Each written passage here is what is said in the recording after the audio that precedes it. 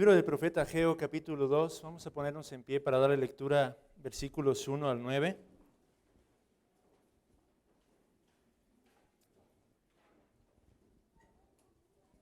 Dice la palabra de Dios: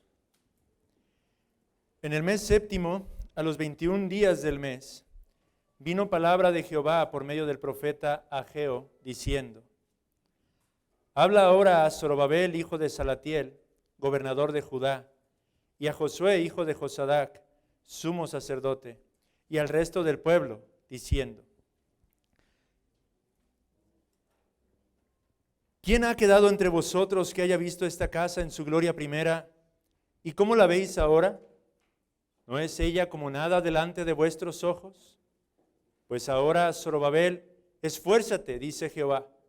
Esfuérzate también, Josué, hijo de Josadac, sumo sacerdote, y cobrad ánimo, pueblo todo de la tierra, dice Jehová, y trabajad. Porque yo estoy con vosotros, dice Jehová de los ejércitos, según el pacto que hice con vosotros cuando salisteis de Egipto. Así mi espíritu estará en medio de vosotros, no temáis.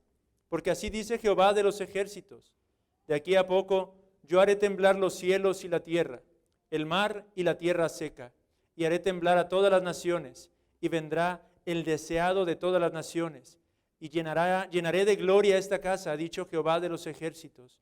Mía es la plata y mío es el oro, dice Jehová de los ejércitos.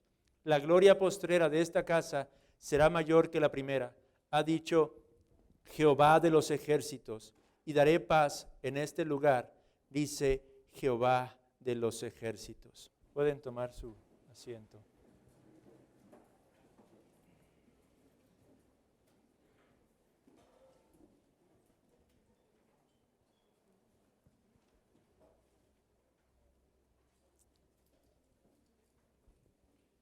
Hemos estado escudriñando este libro del profeta Ageo y hemos ya expuesto un par de sermones respecto al capítulo 1 y que se enfocan en el primer oráculo que el Señor manifiesta para con este pueblo. Un pueblo que había regresado del cautiverio, del exilio.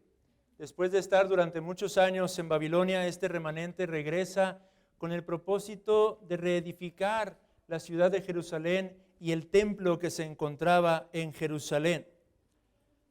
Ahora, quiero llamar la atención en primera instancia al hecho de que fue un solo oráculo, una sola exhortación la que bastó para que este remanente, después de abandonado la obra durante alrededor de 15 años, retomara la labor a la cual habían sido llevados de vuelta a la ciudad de Jerusalén. Dios levantó a este hombre, Ageo, a quien hemos llamado el aguijón de Dios, y por medio de una exhortación que encontramos en todo el capítulo 1, el pueblo respondió. Ageo predicó, Ageo profetizó, y aquel pueblo fue redargüido, fue sacudido en su corazón, en su conciencia, y entonces se puso manos a la obra. Ageo vio cristalizado seguramente el sueño de muchos predicadores, quienes quisieran, a través de un solo mensaje, despertar las conciencias de todo un pueblo, a fin de que este pueblo esté dispuesto a hacer la voluntad de su Señor. Pero lo interesante, hermanos, es que mientras que fue un solo mensaje el que se necesitó para que el remanente se pusiera manos a la obra, fueron necesarios 3 mensajes más, 3 exhortaciones más, 3 oráculos del Señor a través del profeta Ageo. Pero para que el pueblo estuviera dispuesto a perseverar, para que el pueblo estuviera dispuesto a continuar con la obra que Dios les había dado que hiciesen. Aquí podemos ya meditar en algo importante, hermanos. En ocasiones podemos ponernos manos a la obra cuando somos redargüidos, somos despertados en nuestro pecado, en nuestra pereza, en nuestra apatía. El Señor sacude nuestras conciencias y podemos hacernos buenos propósitos para poder hacer lo que el Señor nos está pidiendo que hagamos. Pero a veces el problema no está en retomar o comenzar las cosas, sino en ser perseverantes, en mantenernos constantes en aquello que Dios nos ha llamado a hacer. Y me temo que esa es la condición de muchos de nosotros, por no decir todos y cada uno de nosotros. Cuán a menudo nos hacemos buenos propósitos santos, piadosos, de llevar a cabo aquellas cosas en las que Dios se agrada, en las que Dios se deleita, disciplina espiritual en nuestra vida. Pero lo difícil no es comenzar, hermanos, sino realmente perseverar y mantenernos en esa obra, en esa labor que Dios nos llama a llevar a cabo, hermanos. Es contra el desánimo, es contra las adversidades, es contra las aflicciones, es contra las diferentes luchas que cuando nos enfrentamos podemos llegar a abandonar aquellas cosas que sabemos deberíamos estar haciendo. 3 oráculos, 3 mensajes de parte de Ageo a este remanente para que ellos se mantuvieran perseverando en la reedificación del templo del Señor. Hoy vemos en los versículos 1 al 9 el primero de estos 3 oráculos. Un llamado al pueblo a cobrar ánimo, a esforzarse. Después veremos, si el Señor permite, versículos 10 al 19, otro llamado más de parte de Dios al pueblo a perseverar, a mantenerse constantes. Y finalmente, versículos 20 al 23, concluiremos con el tercer oráculo en donde Dios los llama a la esperanza, a fin de que este pueblo no desmaye en cuanto a la importante labor que tenían por delante, hermanos. Así que hoy enfoquémonos en este segundo oráculo, o primero de 3 oráculos, en cuanto a el llamado que Dios hace para que este pueblo se mantenga constante en la labor que Él les había dado que hiciese. Un llamado a cobrar ánimo. ¿Pero por qué un llamado a cobrar ánimo? Para ello, en primer lugar, quiero que veamos juntos el contexto que nos ofrece este texto, este pasaje. Y lo encontramos en los primeros 3 versículos de este capítulo número 2. Observe en primera instancia, en el versículo 1, la fecha. En el mes séptimo, a los 21 días del mes, vino palabra de Jehová por medio del profeta Ageo, diciendo.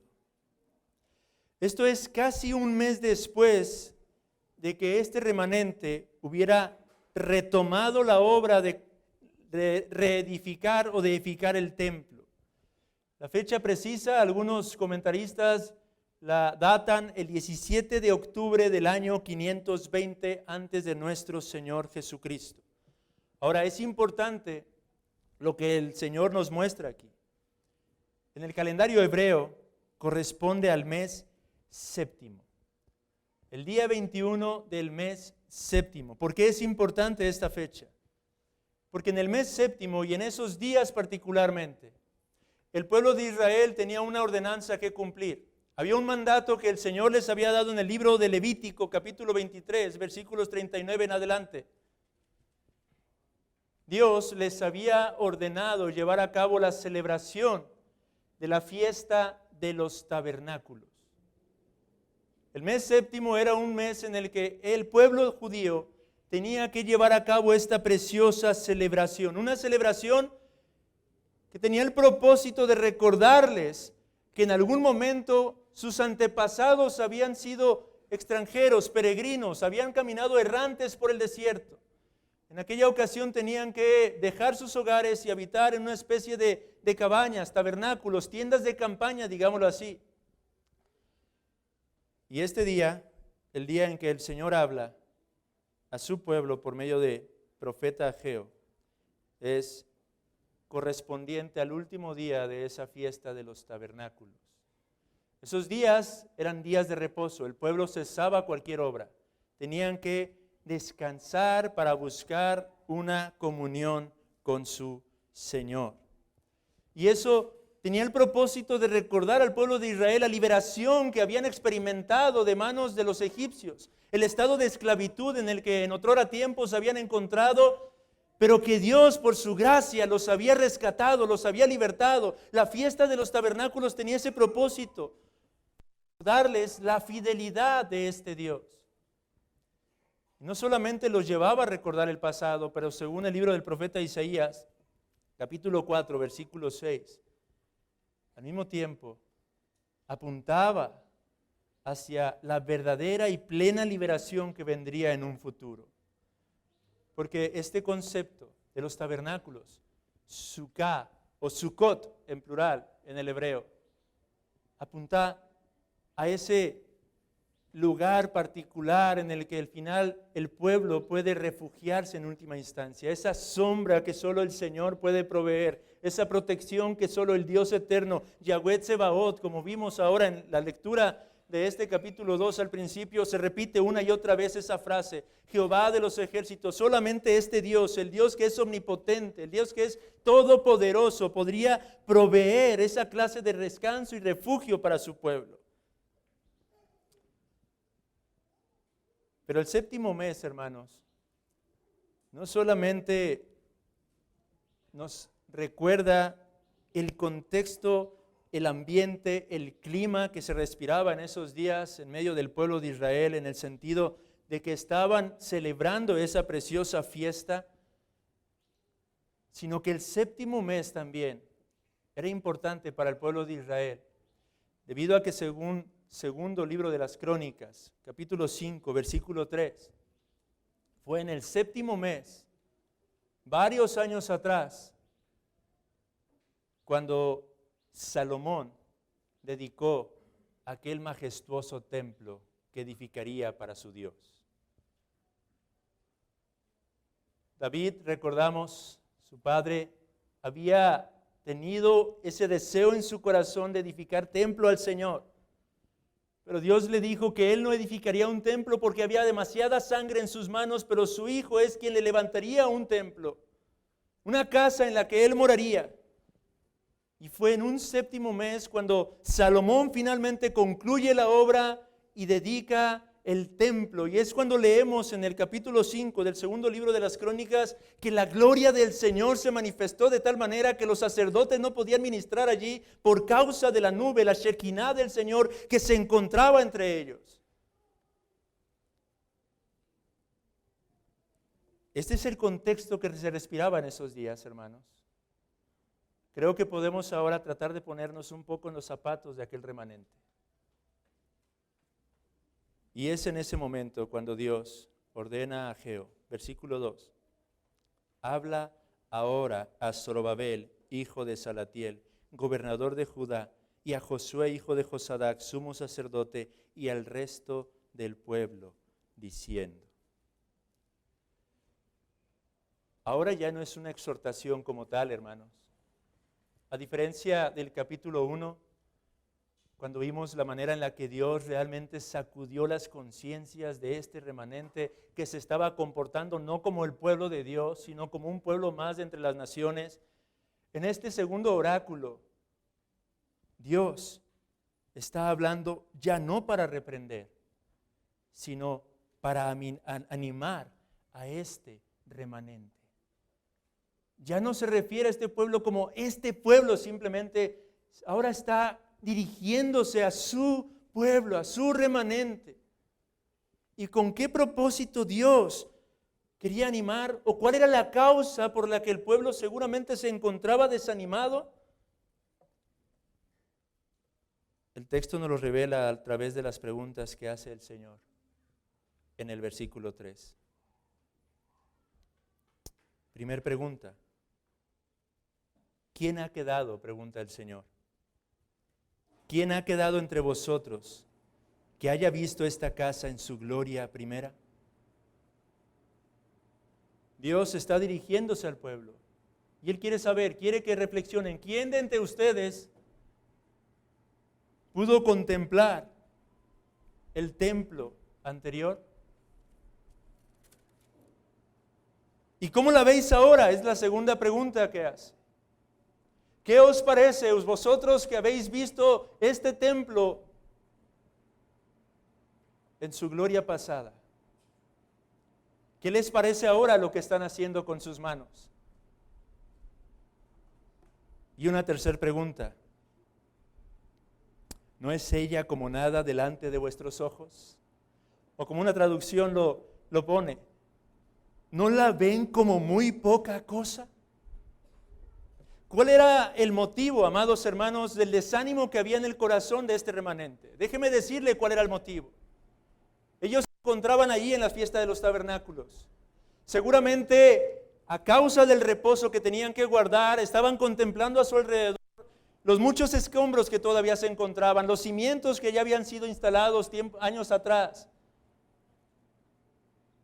Y al mismo tiempo había un grupo de creyentes, un grupo de judíos, lo suficientemente ancianos, como para haber contemplado el primer templo, el templo que Salomón había construido, había edificado, y estar contrastando en sus corazones la magnificencia de aquel suntuoso edificio con respecto a lo que ahora estaban llevando a cabo. En sus corazones ellos simplemente pensaban cuán distinto era este nuevo templo comparado con el primer templo que había sido construido. Cuán insignificante lucían los cimientos de este nuevo templo comparado con aquella suntuosa obra que Salomón se había propuesto llevar a cabo en sus días. Así que el Señor, quien conoce los corazones, hace las preguntas precisas de aquello que seguramente estaban cavilando en sus pensamientos. ¿Cómo ven ahora esta obra? ¿No es esto poca cosa delante de sus propios ojos? ¿Y sabe una cosa, hermano? Arquitectónicamente hablando, era verdad.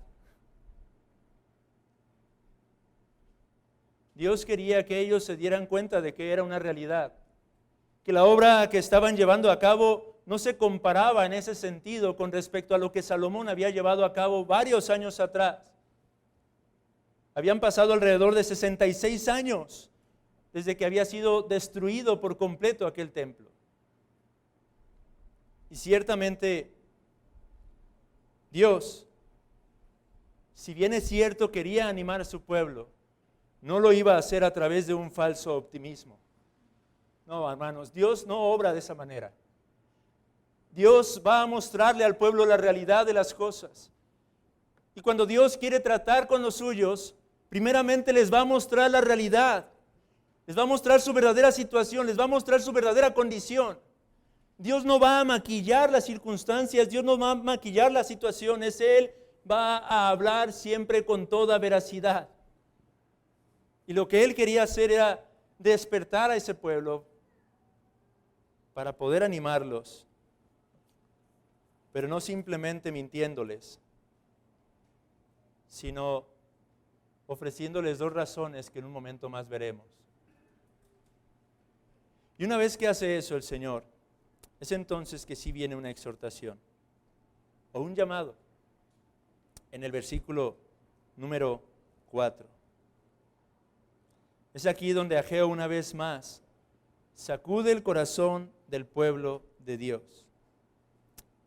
Y observe cómo dice, pues ahora, Zorobabel, esfuérzate, dice Jehová. Y después vuelve a decir, esfuérzate también, Josué, hijo de Josadac, sumo sacerdote. Y nuestra Reina Valera dice, y cobrad ánimo, pero es exactamente la misma palabra hebrea que en las ocasiones anteriores, por lo que también podría decirse, y esfuérzate, pueblo todo de la tierra, dice Jehová, y trabaja. 3 veces el Señor, Hazak, es la palabra hebrea, esfuérzate, esfuérzate, esfuérzate, y trabaja, pueblo. Es cierto, pueblo, la obra que están emprendiendo es pequeña comparada con lo que en otro tiempo se había hecho. Pero con todo, remanente, esfuérzate. Esfuérzate, pueblo mío. Esfuérzate y continúa trabajando. Ahora, en este punto, hermanos, quiero que podamos entender cuál es el significado de esa palabra esfuérzate. Josué 1:6, el Señor llamó a Josué a esforzarse. David llamó a su hijo Salomón a esforzarse para que llevara a cabo la edificación del templo, usando exactamente la misma palabra. Pero ¿cuál es el sentido de la palabra esfuérzate para los creyentes? Un léxico traduce esta palabra como aferrarse firmemente o sujetarse a. Y es que, hermanos, el esfuerzo del cristiano, el esfuerzo del creyente es completamente diferente al del mundo. Esfuérzate no significa ser fuertes. Esfuérzate más bien significa reconocer nuestra debilidad a fin de que podamos aferrarnos a aquel que ciertamente es fuerte. Esa es la implicación de la palabra esfuérzate para cualquiera de nosotros los creyentes. La pregunta es, ¿nos estamos nosotros esforzando en la obra del Señor? A menudo, hermanos, los cristianos solemos quejarnos, reconociéndonos débiles. ¿Cuántas veces he escuchado a hermanos reconociendo sinceramente ser completamente débiles? Pero déjeme le hago ver una cosa, hermano. Porque a menudo creemos que ese es nuestro gran problema, nuestra debilidad. Pero ese no es el verdadero problema de los creyentes. El verdadero problema es todo lo contrario. Que aun cuando decimos ser débiles, lo cierto es que a menudo estamos tratando de ser demasiado fuertes. Y si no, déjeme usar esta ilustración tomada de un predicador. Si usted se queja a menudo y dice ser débil y se reconoce débil,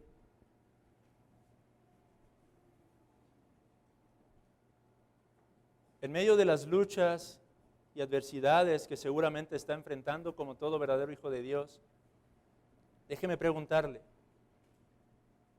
¿cuánto tiempo pasa buscando el rostro de Dios? ¿Cuánto tiempo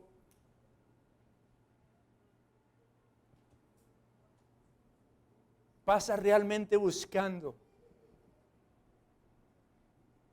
aferrarse a aquel que ciertamente es fuerte para seguir llevando a cabo la labor que Dios le ha dado a hacer? Reflexione eso. ¿Cómo ha sido esta semana en cuanto a su devoción personal e íntima? ¿Cuántos minutos, cuántas horas ha procurado buscar el rostro de Dios? Ciertamente, cuando simplemente nos levantamos, hacemos una breve oración, leemos algo de las Sagradas Escrituras y comenzamos a llevar a cabo nuestro día a día, lo que estamos diciendo al Señor es que somos demasiado fuertes y no débiles.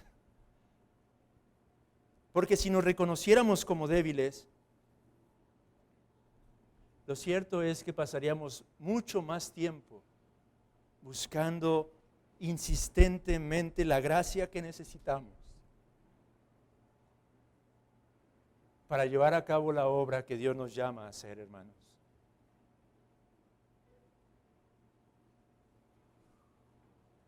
¿Realmente se considera débil? Quizá lo piense y lo diga con sus labios, pero sus hechos dicen algo completamente diferente. Fue el apóstol Pablo quien en su segunda carta a los Corintios, capítulo 12, versículo 10, dijo: por lo cual, por amor a Cristo, me gozo en debilidades, en afrentas, en necesidades, en persecución, en angustias, porque cuando soy débil, entonces y solo entonces soy ¿qué? Fuerte. Cuando realmente usted y yo reconozcamos que somos débiles, es entonces que en nuestra búsqueda del rostro de Dios podremos entender que podemos ser fuertes en Él, hermanos. Cristiano, iglesia, el Señor entonces, tal como exhortaba al remanente de aquellos días, nos sigue exhortando el día de hoy y nos llama a esforzarnos aferrándonos a aquel que verdaderamente es fuerte. Tal como Jacob lo hizo cuando se encontró con el ángel del Señor, el Cristo preencarnado, cuando prevaleció durante toda aquella noche aferrándose en su debilidad. Esa es la forma en la que el cristiano es llamado a esforzarse en este mundo, en esta vida, avanzando el reino de Cristo, tomándonos por fe de su gracia, prevaleciendo en oración, prevaleciendo en tiempo de comunión íntima con nuestro Dios. Esa es la forma en la que el cristiano vence e impacta este mundo. No en el poder de nuestro brazo, no en la fuerza de nuestra carne, sino buscando insistentemente el rostro de Dios. Como hoy se nos hablaba en la meditación, ¿cómo podemos ganar a nuestros hijos para Cristo? No va a ser en tus fuerzas, amado hermano. Es buscando e insistiendo y tocando aquella puerta hasta que veamos que se abre de par en par, reconociéndonos completamente débiles delante de nuestro Dios para hacer cualquier cosa, hermanos.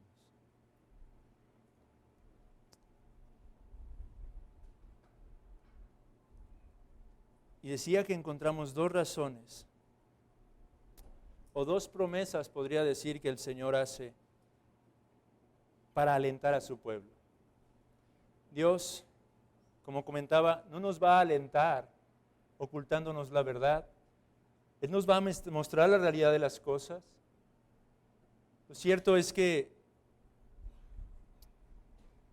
este mundo cada vez parece más oscuro. La obra de avanzar el reino cada vez se presenta más complicada. El rechazo y el desprecio de las buenas nuevas cada vez es más palpable en esta humanidad. No podemos ocultar esa realidad. No podemos tratar de decir que no será difícil. No podemos tratar de decir que no será una ardua labor. Pero la motivación para que el pueblo persevere en llevar a cabo este esfuerzo y trabajo, Dios la ofrece a través de dos promesas en esta ocasión. La primera, una promesa de la bendición divina. Versículo 4, la parte final. Observe lo que una vez más vuelve a decir el Señor en ese texto. Porque yo estoy con vosotros, dice Jehová de los ejércitos. Yo estoy con vosotros. Una palabra que ya había anunciado a su pueblo en el capítulo anterior, en el oráculo anterior. Dios había prometido su presencia en medio del pueblo de Israel y una vez más Él vuelve a reafirmar la realidad de que Él está en medio de su pueblo.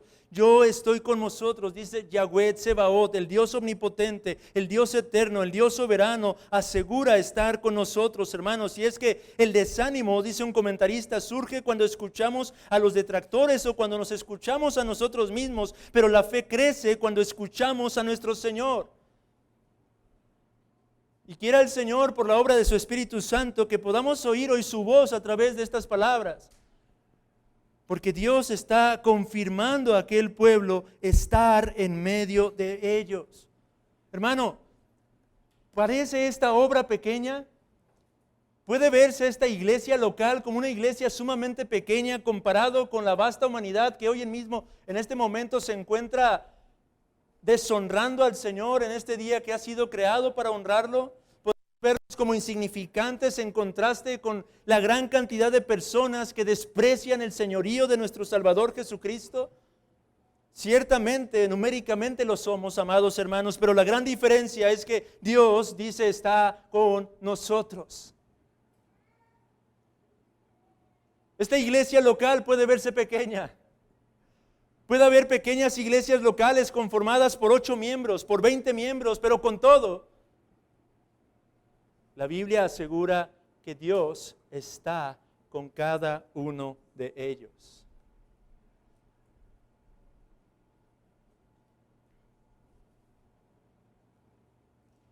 Dios promete su presencia, hermanos. Y eso es lo que realmente deberíamos desear y buscar. Es interesante que ahora que he vuelto a meditar estos pasajes para predicarlos aquí con ustedes, puedo ver, hermanos, que hay un elemento común a través de todo el libro del profeta Ageo. Me refiero al hecho de que lo que Dios quiere que su pueblo entienda es que es Él y solamente Él quien debería ser nuestro verdadero deleite y contentamiento.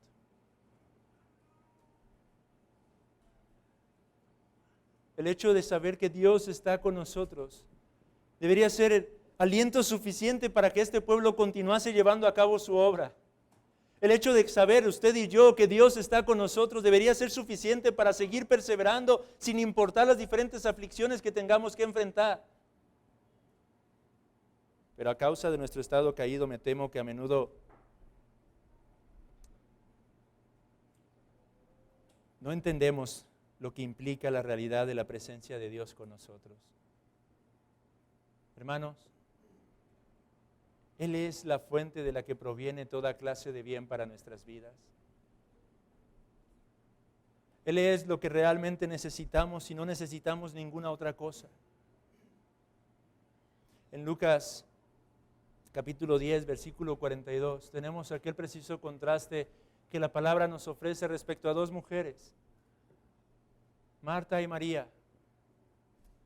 Una Marta que se mantenía ocupada, afanada en muchos quehaceres, pero una María de quien nuestro Señor Jesucristo destaca que ella había escogido la mejor parte y que eso es absolutamente lo único que se necesita. Realmente lo que el pueblo de Dios, lo que usted y yo necesitamos es esa preciosa presencia de nuestro glorioso Salvador. Déjeme leerle estas palabras de un autor medieval, en donde exhorta a su propia alma, diciendo así: ahora reacciona, alma mía, alza todo tu entendimiento y piensa cuanto puedas acerca de cómo y cuán grande es este bien. Di a tu propia alma, amado hermano, reacciona, alma mía, y reflexiona, medita en cuán grande es este bien, cuán grande es este tu Dios. Pues, sigue diciendo, si cada uno de los bienes es deleitable, calcula, alma mía, cuán deleitable debe ser aquel bien que contiene el disfrute de todos los bienes. Y no tal como lo hemos experimentado en las cosas creadas, sino de modo tan diferente como difiere el creador de la criatura. Si la vida creada es buena, dice él, ¿cuán bueno será la vida creadora? Si la salud creada es lozana, ¿qué lozanía la de la salud que creó toda salud? Si la sabiduría en el conocimiento de las cosas creadas es digna de ser amada, ¿qué digna de ser amada será la sabiduría que creó todas las cosas de la nada? En fin, si hay tantos y tan grandes deleites en las cosas deleitables, ¿cuál y cuánto deleite habrá en aquel que las hizo? Oh, amado hermano, que el Señor quiera despertar el afecto de su verdadero pueblo el día de hoy. Quiera encender nuestros afectos y conducirnos a entender que es Cristo el verdadero deleite que necesitamos y nada más. Piense y medite en aquellas cosas hermosas que en este mundo ha podido experimentar. Piense en los deleites más grandes que usted recuerda en estos instantes, pero contrástelos. Si aquellos momentos hermosos han sido de verdadero deleite, ¿cuánto más será aquel quien es la fuente de todos estos deleites? Yo estaré con vosotros, dice el Señor. ¿Cómo estaría en medio de su pueblo? Continúa diciendo el versículo 5. Según el pacto que hice con vosotros cuando salisteis de Egipto, así mi espíritu estará en medio de vosotros. No temáis. El Espíritu del Señor estuvo en medio del pueblo en el antiguo pacto. Génesis 6:3 nos dice que era el Espíritu quien contendía con los hombres a causa del pecado. En el libro de Jueces leemos cómo es que Él es quien estaba ayudando a Gedeón para llevarlo a cabo en la labor que Dios les había dado. Sansón fue un hombre que experimentó la obra del Espíritu Santo. Constantemente leemos en el Antiguo Testamento la forma en la que la tercera persona de la divinidad se encontraba en medio del pueblo del pacto para llevarlos a cumplir con los propósitos que Dios había mandado que hicieran. Y eso es exactamente lo mismo que ocurre en nuestros días en el nuevo pacto, hermanos. En el Evangelio de Juan, capítulo 14, versículos 15 al 18, observe la promesa que nuestro Señor hace para con cada uno de nosotros. Si me amáis, dice el Señor, guardad mis mandamientos. Y yo rogaré al Padre y os dará otro consolador para que esté con vosotros para siempre. El Espíritu de verdad, el cual el mundo no puede recibir porque no le ve ni le conoce, pero vosotros le conocéis porque mora con vosotros y estará en vosotros. No os dejaré huérfanos, vendré a vosotros. Y es interesante en el versículo 27 que usa unas palabras similares a las que Dios por medio de Ageo diría al pueblo en aquel entonces. La paz os dejo, mi paz os doy. Yo no os la doy como el mundo la da. No se turbe vuestro corazón, ni tenga miedo. Iglesia,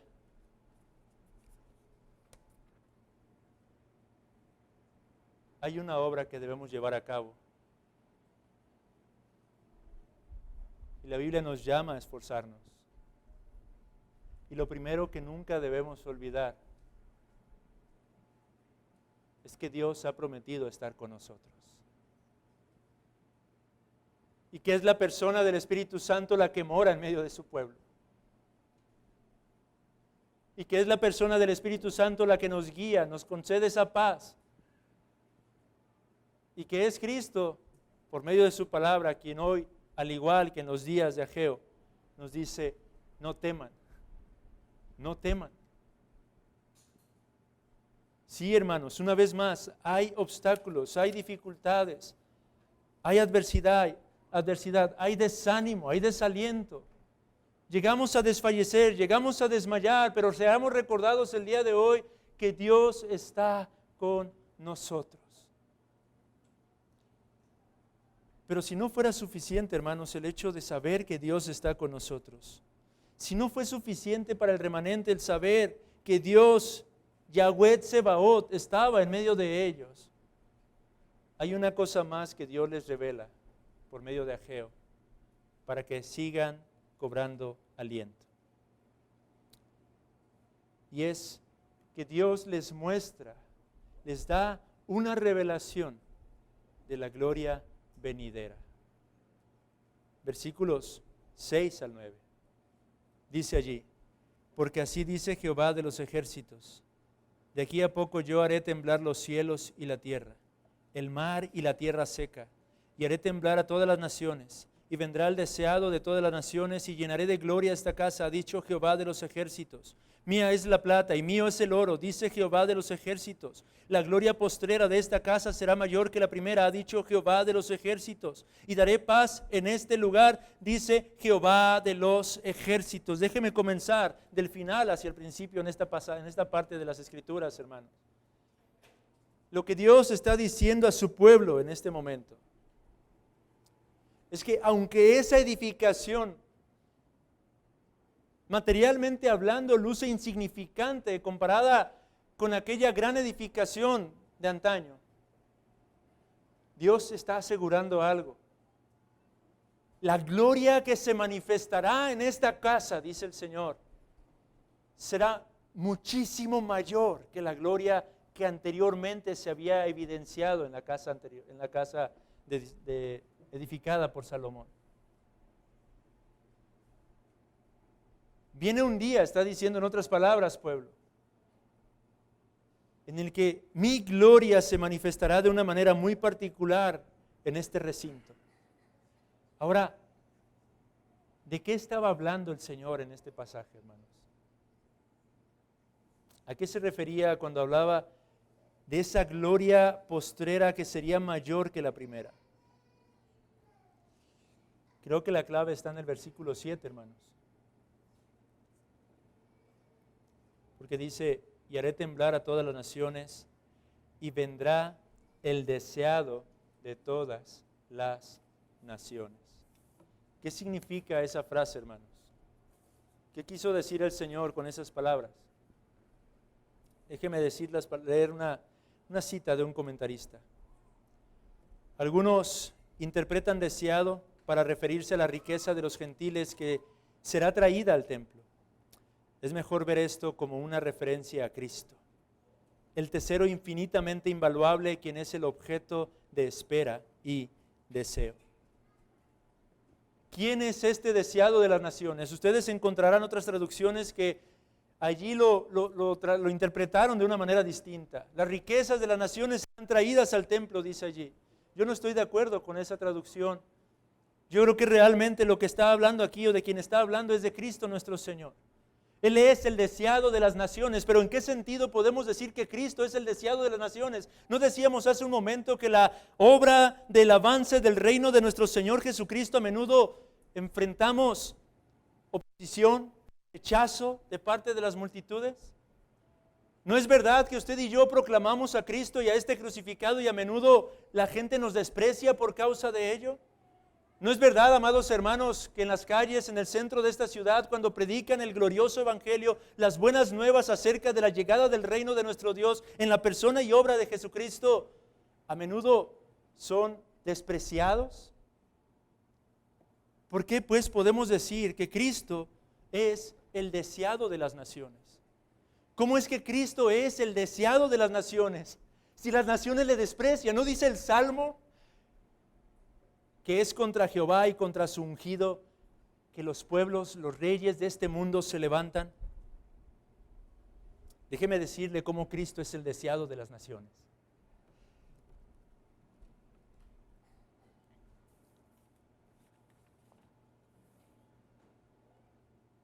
Herman Bavinck, en su teología sistemática, aborda la doctrina de Cristo y habla acerca, en un punto particular, de la necesidad universal de un mediador. Y déjeme leer estas palabras que tomé de su dogmática reformada.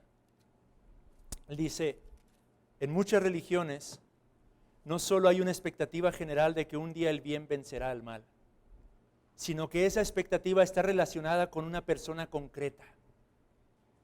Por ejemplo, dice él, la religión india. En la religión india está relacionada con Krishna. En la religión persa, con Saoshyant. ¿O qué hay de la religión egipcia? Osiris. ¿O qué hay de la religión nórdica? Balder. Lo que está diciendo Bavinck aquí es que es interesante ver cómo es que todas las religiones del mundo creen no solo que un día el bien realmente vencerá sobre el mal, pero que esa victoria llegará a través de un hombre en particular. Continúa diciendo, en los últimos años han salido a luz documentos e inscripciones que indican que, primero en Oriente y después también en Occidente, la expectativa de un reino de paz se basaba especialmente en la figura de un gran rey, de Ciro y de los reyes asirios, Arsubanipal I, Merodach Baladán, Arsubanipal II, etcétera, etcétera, etcétera. Se afirma de ellos que con sus gobiernos comenzaron años de justicia y prosperidad. Al igual que a los dioses, a estos reyes se les dirigía y se les saludaba como Soter, salvadores. ¿Qué está diciendo Bavinck? Hubo un psicoanalista suizo llamado Carl Jung que desarrolló un concepto conocido como el inconsciente colectivo. Esto significa, hermanos, En palabras de otro comentarista, que los antiguos eran personas, fueron personas creadas a imagen de Dios, con un deseo innato en sus corazones por su Creador. Y esto lo expresaron de una manera que apuntaba, aunque sea débilmente, a aquel que era y es el verdadero deseado de las naciones. Piense por un momento, amado hermano, todas las historias mitológicas que han sido escritas a lo largo de la historia de la humanidad. Todos esos relatos mitológicos que a menudo apuntan hacia un niño en ocasiones que fue perseguido en su infancia, que se procuró quitarle la vida porque en realidad era heredero al trono, era un rey que había sido exiliado y que sin embargo tarde o temprano se daba cuenta realmente de su llamado. Cuando crecía, entonces volvía y recuperaba su reino. Piensa en toda esa gran cantidad de historias que tratan de poner a un hombre como el héroe, como el salvador, como aquel que traería la respuesta a todos los problemas que tenían. Todo esto, hermanos, en realidad, no es más que la manifestación que hay de lo que hay en el corazón de los seres humanos creados a imagen de nuestro Dios. No es más que la manifestación de lo que Dios ha sembrado en el corazón de cada ser humano habido y por haber. Un deseo por una verdadera salvación. Un deseo por una verdadera liberación. El ser humano en su inconsciente reconoce y entiende que se encuentra en una situación delicada. Y hay un anhelo en el corazón de cada uno de los hombres y mujeres para que esto llegue a su cumplimiento. Todas esas historias mitológicas, lo único que nos hacen es ver con claridad que ese deseo ha estado sembrado en el corazón por todas las edades. De hecho, este fue más o menos el argumento que convenció a aquel escritor famoso C.S. Lewis para volverse al cristianismo, hermanos. Él estudiaba mucho la mitología y para él el cristianismo no era más que un mito más de entre tantos. Pero en una ocasión un buen amigo suyo le abrió los ojos haciéndole pensar y reflexionar. ¿No has meditado que quizá todos esos mitos en realidad tenían el propósito de apuntar al cumplimiento, a la verdadera historia en la que se verían cristalizados todos esos deseos? Cristo, hermanos, Cristo es el deseado de las naciones por ello. Babin continuaba diciendo en su obra: se puede hablar con cierta razón de una tendencia profética inconsciente en el paganismo. Y en sus expresiones más bellas y nobles, esta tendencia apunta al cristianismo. Jesucristo no es solo el Mesías de Israel, sino también el deseado de todas las naciones. Fin de la cita.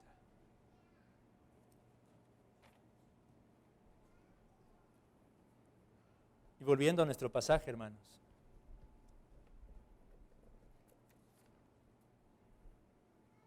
Dios está prometiendo al pueblo de Israel que un día ese deseado de las naciones llegaría a habitar en ese templo. Y es entonces cuando la gloria postrera sería mayor que la gloria primera. Eso aconteció hace casi 2000 años, hermanos. No es casualidad que en el Nuevo Testamento se nos relatan una serie de acontecimientos sobrenaturales que tuvieron lugar en los días en que nuestro Señor Jesucristo, el Dios vivo, el Dios verdadero, la segunda persona de la divinidad, vino a morar entre nosotros, vino a tabernaculizar entre nosotros. Piense en aquellos eventos que tuvieron lugar, piense la forma en la que aquella estrella particular apareció en el cielo como una señal de la llegada del Mesías. Piense en los ángeles viniendo a habitar entre nosotros y anunciar las buenas nuevas de la llegada del Salvador. Piensa en lo que ocurrió justo en el día en que nuestro Señor Jesucristo fue crucificado. Aquellas tinieblas que eran símbolo de juicio, aquel gran terremoto. Todas estas cosas, Pentecostés, todos estos símbolos, todas estas señales que tuvieron lugar cuando el deseado de las naciones vino a habitar entre nosotros, manifestando de esta forma una mayor gloria que aquella que se había revelado en los días de Salomón, hermanos. Ageo entonces estaba apuntando al pueblo hacia esa gloria venidera en la persona de nuestro Señor Jesucristo. Ahora, esa gloria vino. Cristo estuvo entre nosotros. Lo triste y lo lamentable o lo trágico es que aunque esa gloria estuvo entre nosotros, pasó desapercibida para muchos en este mundo. Y no solo pasó desapercibida, sino que sigue pasando desapercibida aún a los ojos de muchas personas, hermanos. Y aquí quiero hacer una aplicación para llegar ya casi a la conclusión de este mensaje. Amigo, el deseado de las naciones vino a este mundo. El único que puede realmente satisfacer las más profundas necesidades que hay en tu corazón vino a este mundo. Y como hoy meditábamos en el primer libro de Samuel, fue desechado. Desechado no solo por los paganos, pero desechado aún por el pueblo judío. Mientras el hermano Héctor hablaba, meditaba en estas cosas. Juan 19 nos recuerda la forma en la que Pilato presenta a Jesucristo ante las multitudes y él dice: ¿qué haré pues de vuestro rey? No tenemos más rey que a César. Fuera con este, crucifícale. Aquel que es el verdadero deseo y deseado de todas las naciones fue despreciado y sigue siendo despreciado por todos los hombres. Isaías 53 nos ofrece ese título respecto de la persona de Cristo: desechado y despreciado entre los hombres. Y amigo, que estás entre nosotros y que has escuchado una y otra vez acerca de Jesucristo como el Salvador y Señor, pero que sin embargo sigues despreciándolo.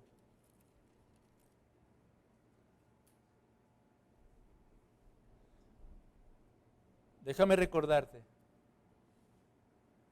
que fuera de Él no vas a encontrar ninguna clase de satisfacción en tu vida. Que fuera de Cristo no hay absolutamente nada que pueda satisfacer las más profundas e íntimas necesidades que se albergan en tu corazón. Es cierto que los mitos apuntaban en un sentido hacia Cristo, pero al mismo tiempo creo yo que eran una forma de rechazar a aquel que verdaderamente vendría a satisfacer las necesidades del corazón del ser humano.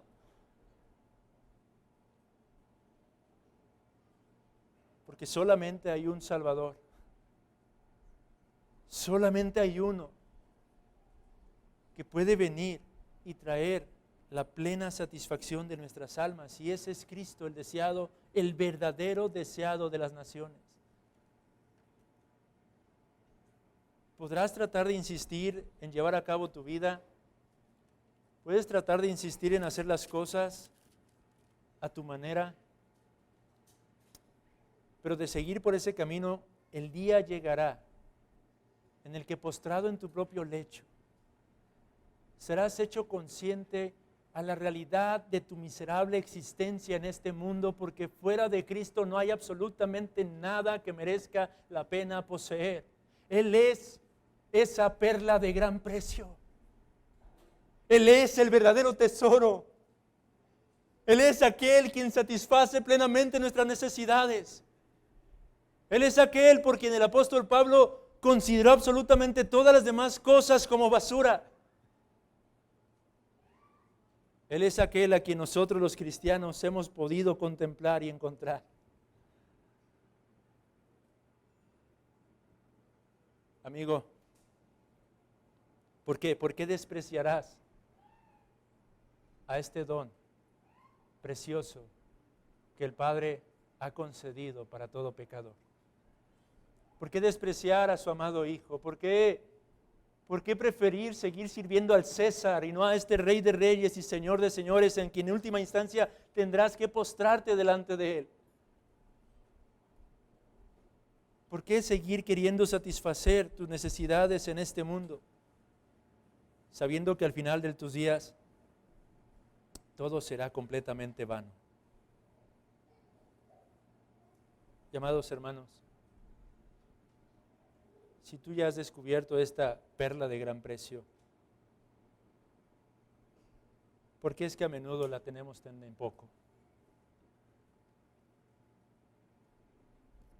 ¿Por qué es que a menudo vivimos poniendo nuestro enfoque y nuestras miradas en acumular tesoros en esta tierra? ¿Por qué a pesar de que con nuestros labios decimos atesorar a Cristo, con nuestros actos simplemente mostramos lo contrario? ¿Por qué si decimos que Cristo es el deseado de las naciones, no le buscamos como tal día tras día?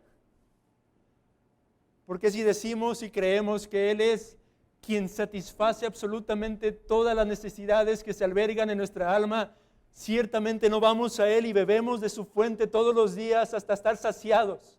¿Por qué vivimos día tras día caminando en este desierto, padeciendo sed y hambre, siendo que ya le hemos encontrado? ¿Por qué, teniendo tan grande privilegio, llegamos a considerarlo tan poca cosa, hermanos? ¿Es Cristo tu deseo, amado hermano? ¿Es Cristo el deseado de tu alma? ¿Es Cristo a quien estás realmente buscando día tras día? Es Él y solo Él quien puede saciar verdaderamente los más profundos deseos que hay en tu corazón.